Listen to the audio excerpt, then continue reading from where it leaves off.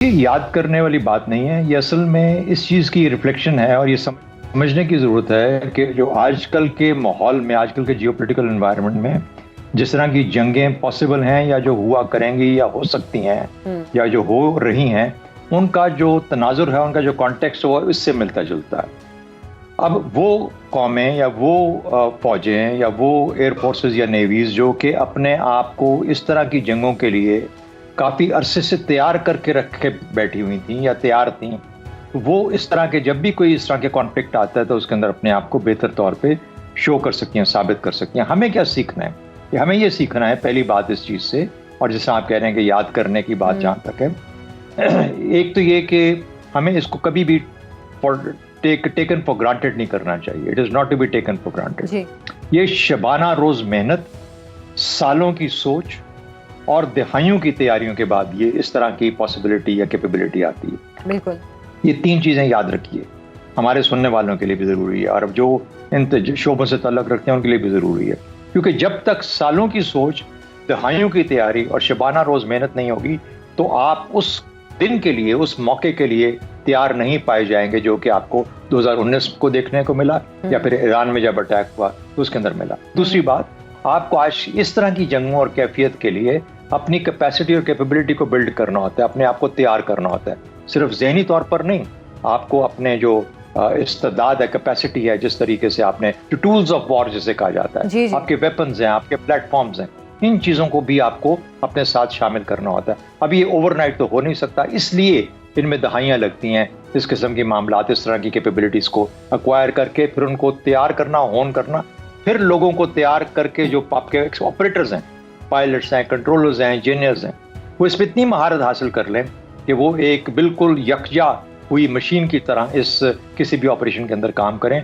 तो जो आपको स्विफ्ट रिटॉर्ट है वो इन तमाम चीज़ों की एक झलकी के तौर पर नज़र आता है और ये कल्मिनेशन था उन तमाम एफर्ट्स का जो कि गालिबन पाकिस्तान एयरफोर्स पिछले 15-20 साल से जिनमें जुटी हुई। दुनिया में 7वें नंबर की फिजाई कुव्वत पाकिस्तान एयरफोर्स ने चौथी बड़ी फिजाई ताकत भारत को पिछाड़ा है। आपके इसके टेक्निकल पॉइंट्स आपसे इसे जानना चाहेंगे कि ये कार्रवाई किस हद तक एक तो गैर मामूली थी और हमारे जो मशाक पायलट्स थे उन्होंने किस कदर मशाकी का मुजाहिरा किया। यकीनन एक बहुत हिम्मत चाहिए होती है आपको इस तरह की कार्रवाई करने के लिए।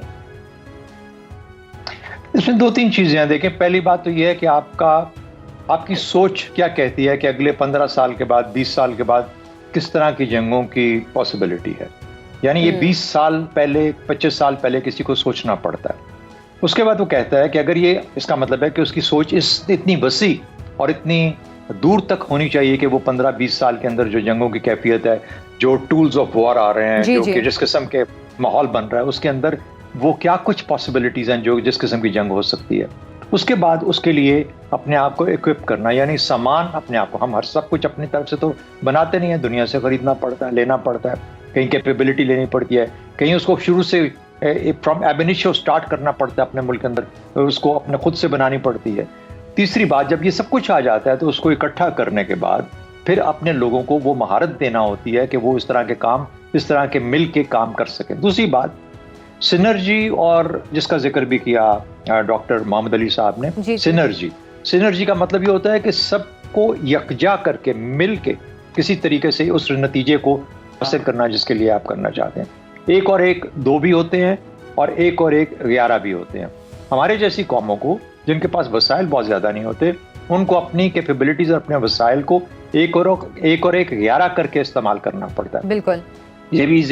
भी ज़हन का काम है। तो ज़हन जो एम्प्लॉयर है, जो प्लान्स करता है, जो प्लान बनाता है, जो सोचता है कि किस तरीके से मैं अपनी कैपेबिलिटीज़ को इस्तेमाल करूंगा, वो तमाम चीज़ें लेके आगे फिर उस लेवल पे लेके जाती हैं जहां पर आप दुश्मन को इस किस्म का जवाब देते हैं जिसका हल हासिल वो जो कि डॉक्टर साहब ने आपसे जिक्र किया कि डिटर करना, ये बताना कि तुम अगर मुझ पे कभी ऐसी बुरी नज़र डालोगे तो मेरे पास ये एबिलिटी है कि मैं तुम्हारे घर में जाके तुम्हें वहां पे मारूंगा जहाँ पे तुम्हें बहुत पेन होगा, बहुत पनिशमेंट सख्त होगी तुम्हारे लिए। तो ये जो पेन और पनिशमेंट का डर है, ये डिटरेंस क्रिएट करता है। और अगर आप चुप करके बैठे रहते, ये ना कदम उठाते, चाहे वो ईरान में हुआ या जब स्विफ्ट रिटॉर्ट में हुआ, तो वो दोनों मुल्क ये समझते कि हम हावी हो गए इस कौम के ऊपर। तो जब पाकिस्तान एयरफोर्स ने ये जवाब दिया या पाकिस्तान की मिलिट्री ताकत ने ये फैसला किया कि हमने इस तरीके से जवाब देना है। तो उस जवाब का मतलब यह था कि खबरदार, ये हमें कमजोर मत समझना, हम वहां पे जाके मारेंगे जहां पे तुम्हें बहुत तकलीफ होगी। तो इसलिए ये है डिटरेंस का बेसिक कॉन्सेप्ट। तो इसलिए मेरा ख्याल है कि वो डिटरेंस को रीस्टैब्लिश किया गया, रीइंफोर्स किया गया, और ये बताया गया कि जरूरी नहीं कि हम एटम बॉम्ब को या न्यूक्लियर कैपेबिलिटी की ही बात करें।